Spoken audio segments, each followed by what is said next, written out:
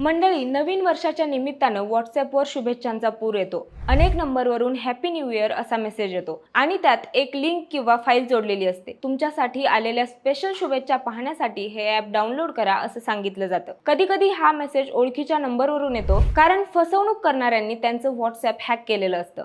मेसेजमध्ये एक लिंक असते, क्लिक केल्यावर एक सुंदर वेबपेज उघडतं, फटाके फुटतात, ॲनिमेशन आणि हिंदी इंग्रजीत शुभेच्छा दिलेल्या असतात. पण ग्रीटिंग्स पाहण्यासाठी ॲप डाउनलोड करा असं सांगितलं जातं. हे ॲप गुगल प्ले स्टोअरवरून डाउनलोड करता येत नाही. ती एक APK फाईल असते. यात हॅकिंग सॉफ्टवेअर असतं जे फोनवर पूर्ण नियंत्रण घेतं. ही फाईल एकदा इन्स्टॉल झाली की app SMS, OTP, contact, notification, स्टोरेजची परवानगी मागतं.